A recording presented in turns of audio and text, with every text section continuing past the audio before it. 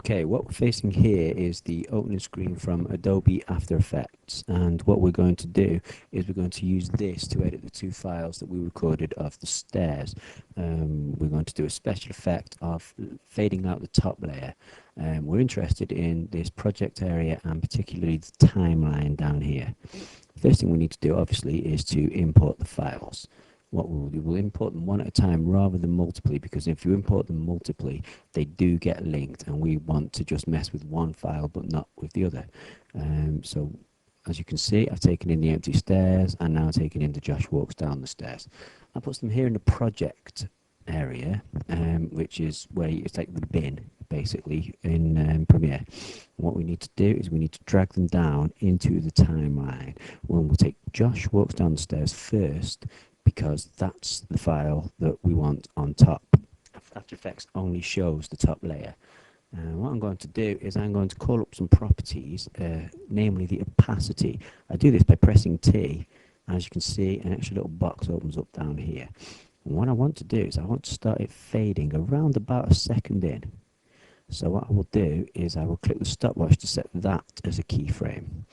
And then over the next 2 seconds or so, I want Josh to fade out of existence. So around about just over 3 seconds, I will then set another keyframe. I'll do that by adjusting the opacity level to 0. And when I press enter, as you'll see, it's set another keyframe. So what we have now is a keyframe at 100% and a keyframe at 0%. And in between, this value alters accordingly.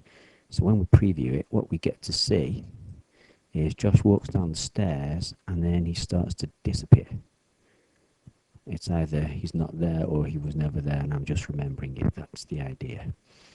Well, I'm happy enough with that. So what we'll do now is we will export this as an AVI. Now, in the settings here, key frame rate of 24 is not the actual standard frame rate. That's the key frame rate. It means you can only have 24 keyframes. We can alter the settings to one keyframe every 24 frames. As you can see, it's nothing to do with the actual frame rate of the file. So we'll export that.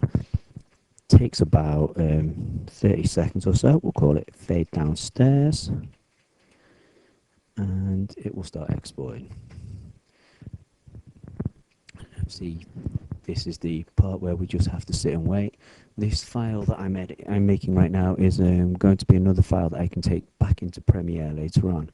Will allow me to edit it together with the other files that I make and put the whole video together.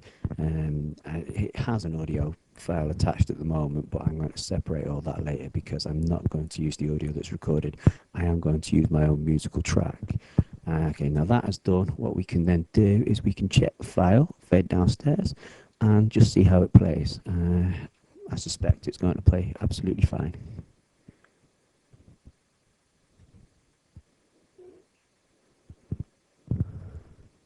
Yep, I'm happy with it.